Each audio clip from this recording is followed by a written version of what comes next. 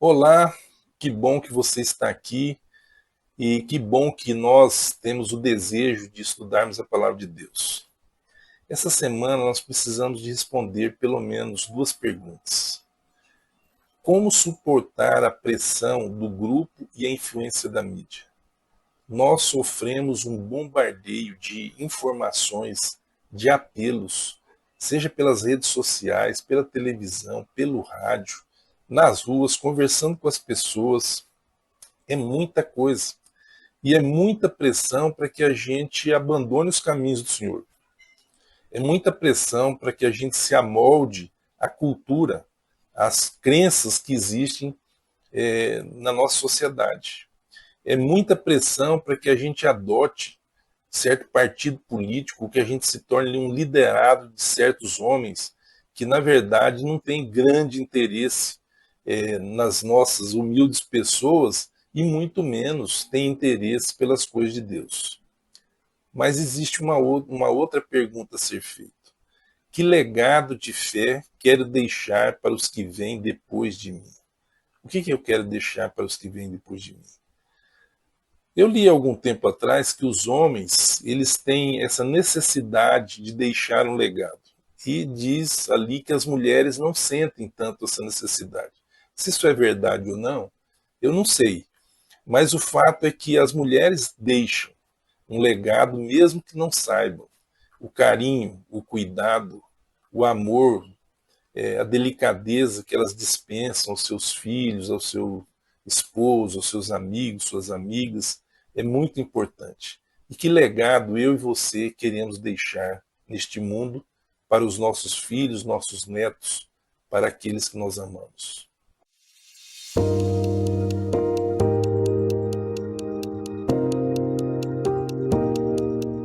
Lembrem-se dos seus líderes, os quais pregaram a palavra de Deus a vocês. E considerando atentamente o fim da vida deles, imitem a fé que tiveram. Hebreus capítulo 13, versículo 7. Hebreus 11, nós temos ali a galeria da fé. E no capítulo 13, o apóstolo nos chama a atenção para que a gente se lembre das lideranças. E nessa semana, nós devemos recordar dois grandes líderes que se encontram ali no livro de Josué, que é Caleb e Josué. É muito interessante nós estudarmos biografias bíblicas. Nós tiramos muitas lições dos líderes do passado, das pessoas, dos seus erros, dos seus acertos. E as biografias bíblicas, nós podemos investigá-las de algumas formas. Alguns itens precisam ser sempre avaliados. O primeiro item é o chamado. Por exemplo, como Deus se revelou ou chamou essas pessoas. Nós recordamos aqui de Abraão, Moisés, Paulo e também Caleb e Josué. Como Deus chamou, como eles aparecem na história bíblica. O segundo item é a resposta humana. Quando a gente estuda uma biografia bíblica, é importante que a gente veja qual a resposta ao chamado. Se essa resposta foi de fé, se essa resposta foi de uma fuga, como Jonas foi chamado, de resistência ou obediência. O terceiro item são as crises e provações que essas pessoas que foram chamadas, elas passaram. E nós podemos nos identificar com essas pessoas. Crises e provações no deserto, o pecado, a perseguição. O quarto item é a restauração ou cumprimento da missão. Quando a gente pensa em Davi, a gente logo se lembra da restauração de Davi. Quando a gente pensa em cumprimento da missão, a gente pode se lembrar do apóstolo Paulo. Não é? E aqui nós temos dois homens que não tiveram necessidade de ser restaurados, porque não caíram. Eles então cumpriram a missão. E finalmente o legado espiritual. E esse é o ponto mais importante dessa lição. Qual foi o legado espiritual de Josué e de Caleb? E a pergunta é sempre para nós também. Qual é o legado espiritual que eu pretendo deixar para a minha família, para os meus amigos, para os meus irmãos de fé. Então, esta semana, nós vamos estudar esses dois personagens, Caleb e Josué. Caleb foi um homem que nasceu no Egito. Ele viveu durante o êxodo no Egito, o período do deserto e a entrada na Terra Prometida.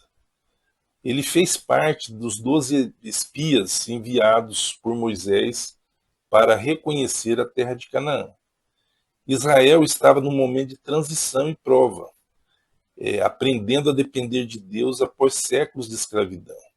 Então, Caleb teve uma vida rica, ele viu muita coisa e ele pode nos ensinar muita coisa, o estudo da biografia dele. Os dois personagens desta semana, Caleb e Josué, eles tiveram alguns pontos em comum. Na juventude, os dois foram escravos no Egito. Na vida adulta, eles presenciaram os poderosos feitos de Deus no êxodo. Na meia-idade, eles vagaram pelo deserto com a geração condenada e que chegou a ameaçá-los de morte. Na velhice, atravessaram o Jordão e tomaram a terra prometida. Eu fico imaginando que entre Caleb e Josué havia um sentimento de parceria, de amizade, de carinho, porque eles viveram todos aqueles episódios, eles tiveram a mesma origem.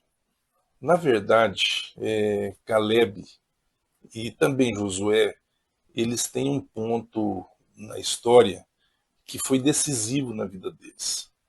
Nós já vimos isso nos outros episódios desta lição sobre Josué, mas um ponto que foi decisivo foi ali a ocorrência em Cades Barneia.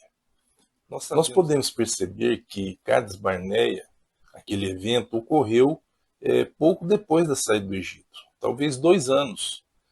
E mesmo tendo visto tamanho milagre, a abertura do Mar Vermelho, 10 dos representantes de Israel não tiveram nenhuma fé para avançar sobre Canaã. Cades Barneia foi o ponto decisivo nas vidas de Caleb e Josué. Dos 12 espias que Moisés mandou a Canaã, apenas 2 voltaram com um relatório positivo, com confiança, com fé em Deus. Quando os 12 regressaram, o que nós vemos é uma cena muito triste. O povo se exaltou porque 10 haviam dito: olha, não temos a menor chance, nós somos como gafanhotos perante aqueles grandes gigantes ali, os anaquins, aquele povo, as cidades são muito estruturadas. Em suma, o relatório humano, a visão do ser humano em relação àquela conquista foi totalmente desanimadora.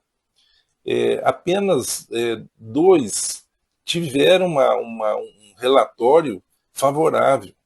E isso, de alguma forma, revela como é que os homens são formados, como é que os homens, os seres humanos, homens e mulheres, reagem quando determinados acontecimentos colocam em dúvida o potencial que nós temos de enfrentar aquelas dificuldades. E aí a gente trata das questões do impossível. Isso é impossível de ser feito. E o que nós vemos na palavra de Deus é que Deus é o Deus dos impossíveis. Ele realiza aquilo que não poderia ser realizado por mãos humanas. Muito bem. O povo agora havia passado pelo Jordão. Assim como o Mar Vermelho se abriu, o Jordão também se abriu. Eles conquistaram Jericó, eles conquistaram Ai, e eles haviam então feito praticamente uma conquista da terra, e agora era o momento de decidir quem iria ficar em que lugar. Então, Caleb se adianta e faz uma cobrança a Josué, a cobrança daquilo que lhe foi prometido no tempo de Moisés. E ele queria justamente o território que desanimou aqueles 10. E esse território era Hebrom, como nós vimos ali no versículo 22 do capítulo 13 de Números. Hebrom estava situado na região sul de Canaã. Eles partiram de Cades Barneia, subiram até o Rio Jordão, atravessaram e agora deveriam descer e conquistar essa região sul. E na região sul é a que veio a ser depois a região de Judá, depois da divisão do reino em dois, isso nos tempos já posteriores a Salomão. Então você vê aqui Hebrom no mapa. É aí que tudo foi esse local que gerou todo aquele desânimo 40 anos antes. E esse era o local que Josué se dispôs a conquistar, porque ali ainda havia o povo da terra. Os cananeus ainda estavam ali, aqueles anaquins gigantes ainda estavam ali. Me chamou a atenção nessa lição, e veja bem, alguns detalhes, de repente, que não foram debatidos na lição, mas eles nos chamam a atenção. Caleb é chamado de Quenezeu. Caleb, o Quenezeu. O Jefoné, que era o pai dele, eu vejo isso em Números, também é chamado de Quenezeu. E quem eram os quenezeus? Quando Deus está fazendo suas promessas a Abraão, eu leio lá em Gênesis, no capítulo 15, 18 a 21, o seguinte: naquele mesmo dia o Senhor fez aliança com Abraão, dizendo: a sua descendência dei esta terra, desde o rio do Egito até o grande rio Eufrates, ou seja, lá do Egito até a Mesopotâmia, onde hoje é o Iraque. A terra dos queneus, dos quenezeus, dos cadimoneus, dos heteus, dos ferezeus, dos refaíns, dos amorreus, dos cananeus, dos gergazeus e dos jebuseus. Olha quem está aqui, quenezeus. Jefoné era um quenezeu. Caleb também era um quenezeu. Se é dada a informação de que ele pertencia à tribo de Judá, nós somos informados também de que ele era um quenezeu. A origem da família dele era de um quenezeu. Como eu posso imaginar essa situação? Então ele não era do povo de Deus? Não é bem assim. Vamos dar uma olhadinha aqui no que dizem os comentaristas e vamos chegar a uma conclusão. Matthew Henry, ele diz o seguinte no comentário dele: Caleb é aqui chamado de quenezeu. Alguns pensam que por causa de uma vitória marcante obtida por ele sobre os quenezeus, semelhantemente aos romanos que davam aos seus grandes generais títulos a partir dos nomes dos países que conquistavam, como africanos, germânicos. Então, era uma homenagem a uma pessoa, um general, quando ele conquistava uma terra, que fosse agregado ao nome dele o nome dessa terra. No entanto, essa situação, como diz aqui o teólogo Matthew Henry, não se pode aplicar essa ideia que ele diz que alguns pensam assim, por uma razão simples. O pai de Caleb era quenezeu. Então eu leio lá em Números que ele era Jefoné ou quenezeu. Então não se poderia dizer que Caleb, tendo conquistado ou tendo derrotado os quenezeus em batalha, assim como os romanos, ele teve agregado o nome quenezeu ao seu nome.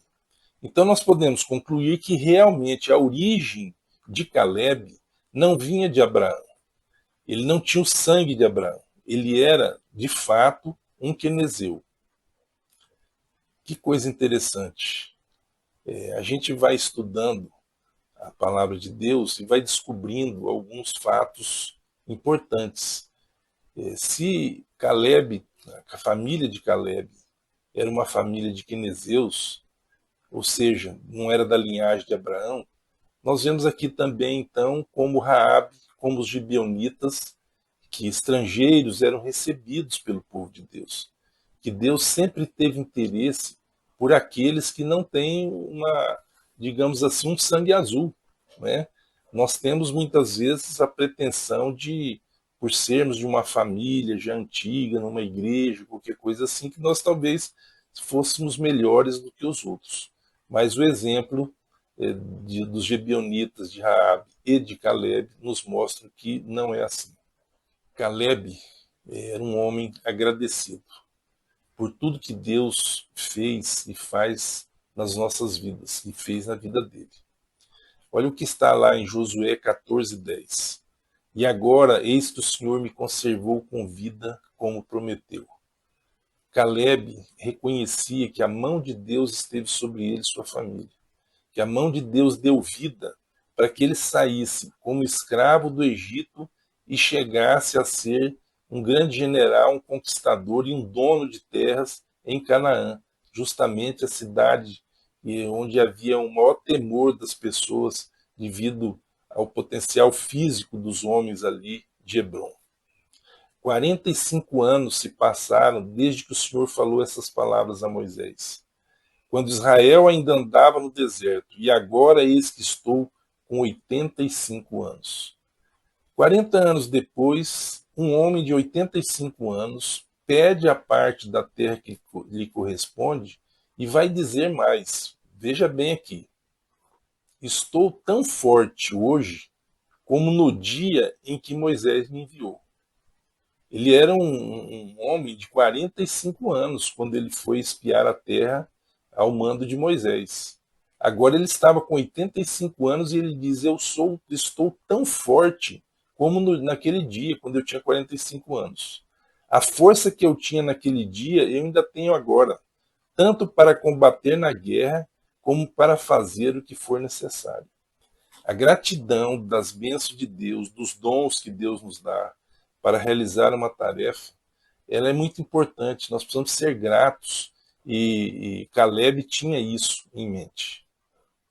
O fato é que nós lemos lá em Josué 14, 12 a 15, que Caleb entra em Hebrom e ele conquista Hebrom com a força do Senhor.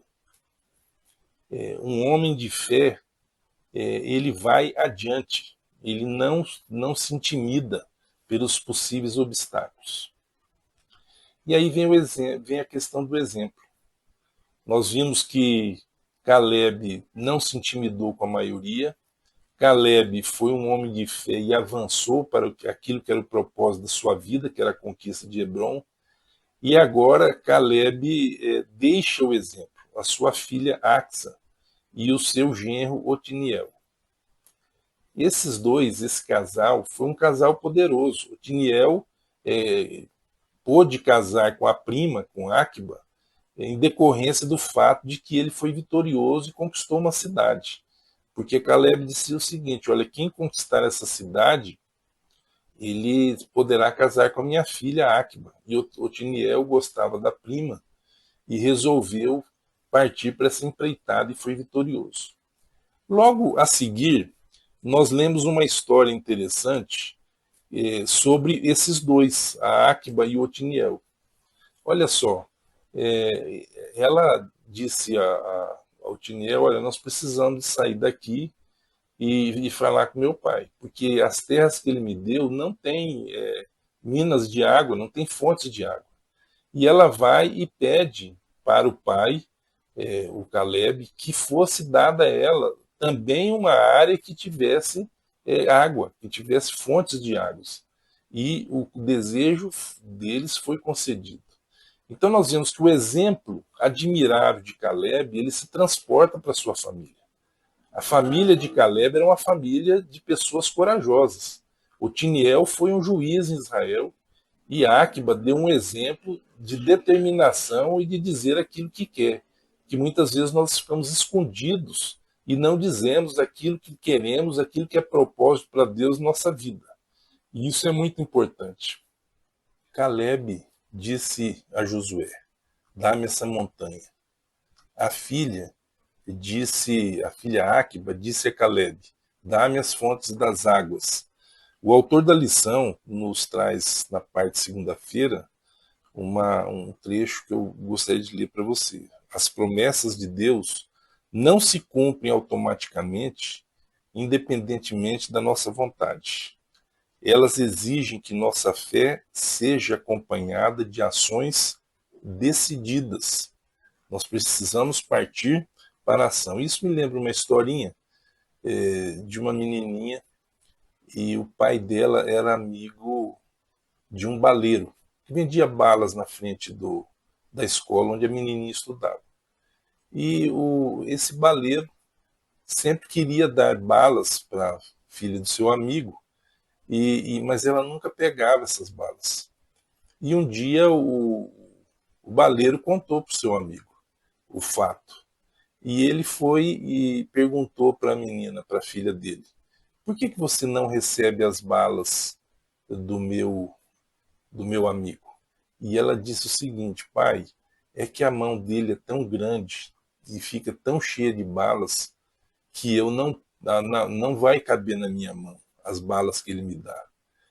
Então, muitas vezes, é isso que ocorre. Deus nos dá bênçãos de tamanha proporção que nós não temos a fé suficiente e a ação decidida para receber essas bênçãos e seguir em frente. Então, que esse exemplo aqui de Caleb também nos seja uma referência para a nossa vida. Finalmente, nós chegamos na pessoa de Josué. Na hora de repartir a herança, ele foi o último. Enquanto Caleb foi o primeiro, Josué foi o último. Isso nos revela que Josué era um líder servidor. Ele era um homem desprendido. Então, nós precisamos de fazer uma reflexão aqui sobre a liderança que nós exercemos. Porque todo ser humano é um líder. Ele é um líder para os filhos, na própria família, ele é um líder na igreja, no trabalho, e há lideranças maiores. O líder tem que ser um servidor. Esse é o espírito da coisa. Assim como Josué se demonstrou alguém servidor, que amava os seus liderados, que dava o exemplo correto aos seus liderados. A figura do líder é importantíssima para as pessoas, porque as pessoas se moldam de acordo com seus líderes. Elas acreditam nos seus líderes, elas têm uma movimentação que vem do coração quando elas estão seguindo alguém. Nós vemos hoje a situação de líderes políticos que arrastam multidões para os atos mais insanos, para as crenças mais absurdas. Nós estamos vendo isso no Brasil e fora do Brasil. Então, o líder é aquela pessoa servidora, aquela pessoa que ama os seus liderados. E o líder tem que ser também uma pessoa de bom senso. E o líder cristão, a pessoa que é cristão e lidera, ela tem que ter essa noção de que ela tem que liderar de acordo com os princípios cristãos. Então Josué pegou a sua herança e adivinha onde? Justamente pertinho de Siló. Ele estava ali cerca de pouca distância de onde ficaria o tabernáculo. Que coisa maravilhosa quando a gente quer ficar perto de Deus. Ao falar sobre liderança, a mensagem desta lição, o autor da lição, nos traz também uma mensagem específica para os liderados. E justamente na parte de quinta-feira, nos vem o título de Transformados pela Contemplação. A gente é aquilo que a gente contempla. Onde os nossos olhos fixam, nós temos a possibilidade de amar e decidir ser igual. Então, quando nós contemplamos a figura de um líder e nós resolvemos seguir esse líder, a nossa tendência é ser cada vez mais parecido com aquele que nos lidera. E a lição, então, nos chama a atenção para o fato de que nós temos que olhar para Jesus. Nós temos que estar voltado para Ele. Eu posso ler aqui no livro Parábolas de Jesus um texto muito interessante. Olhando para Cristo, obtemos uma visão mais clara e distinta de Deus. e pela contemplação somos transformados.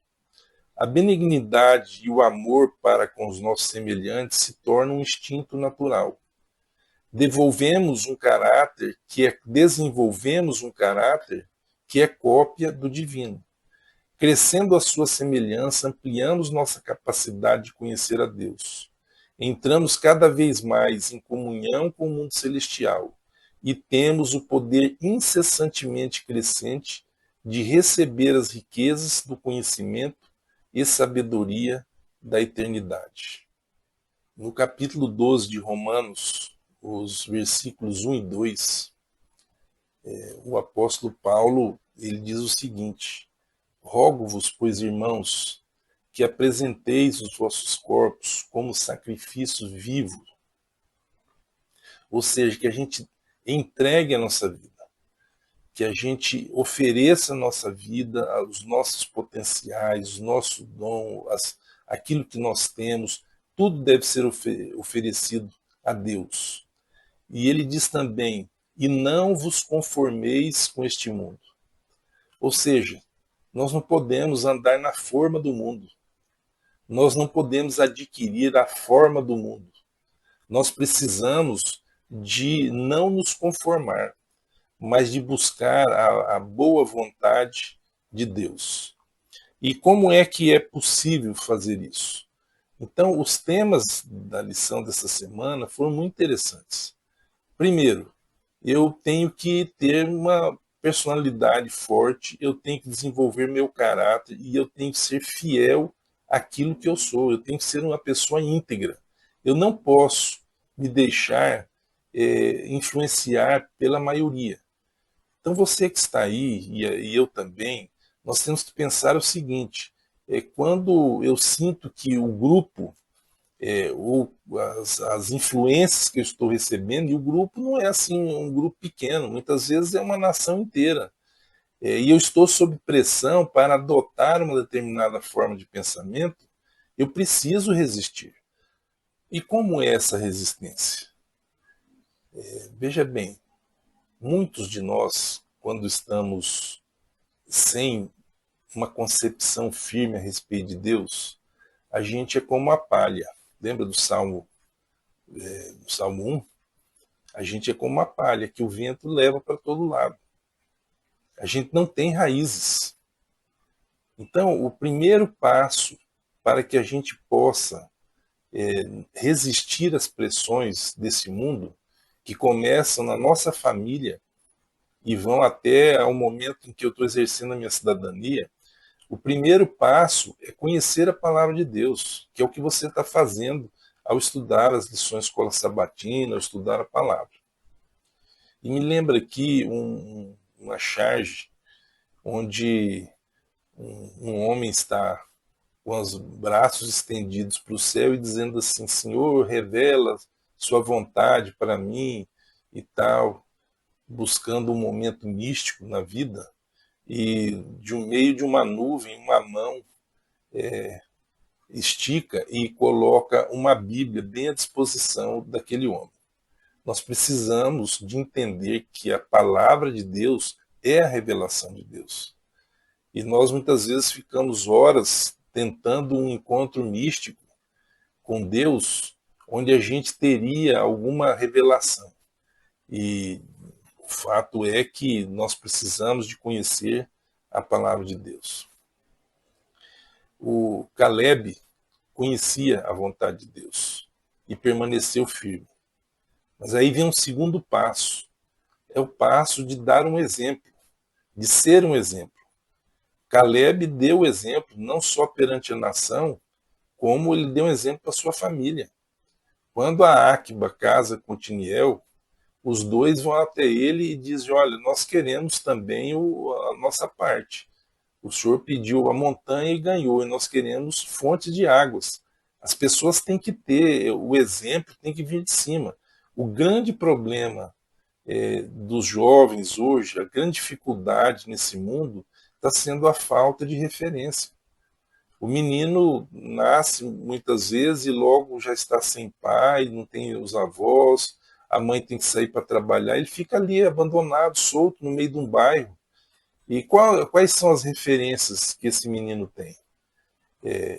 As referências são aqueles mais velhos que às vezes estão fazendo as coisas erradas, são jogadores de futebol, artistas de televisão, é tudo que ele tem para ter um referencial.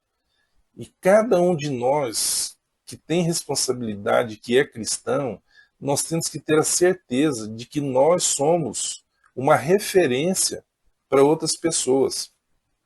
Por isso que o apóstolo Paulo diz que nós somos o quê?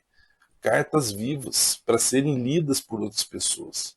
Nós somos o bom perfume de Cristo para criar um ambiente favorável de desenvolvimento, um ambiente favorável de elevação espiritual. Nós temos que ser bons exemplos para as pessoas. E quando nós temos bons exemplos e nós estamos desenvolvendo, nós precisamos seguir esses bons exemplos.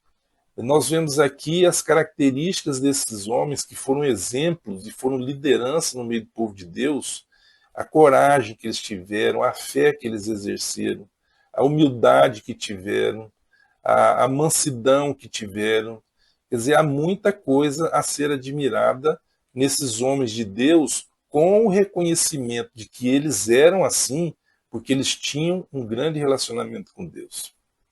Finalmente, eu quero ler um trecho do livro Patriarcas e Profetas, que pode servir para nortear a nossa vida nessa semana. Os covardes e rebeldes haviam perecido no deserto, mas os espias justos comeram das uvas de Escol. A cada um deles foi dado segundo sua fé. Os incrédulos viram cumprir-se seus temores. Apesar da promessa de Deus, declararam que era impossível herdar Canaã e não a possuir. O que é que Deus tem para te dar essa semana? O que é que Deus tem para te dar nos próximos 40 anos da sua vida? E que você corre o risco de não receber porque não quis receber, porque não acreditou, porque a mão era grande demais para você se apropriar do que estava sendo dado para você. Mas aqueles que confiaram em Deus, não olhando tanto para as dificuldades, e se encontrarem como para a força de seu auxiliador todo-poderoso, entraram na boa terra. Que essa lição seja proveitosa para todos nós. E se inscreve no canal e curte esse vídeo. É importante para o meu projeto de estar levando a palavra para outras pessoas. Um abraço e até a próxima semana.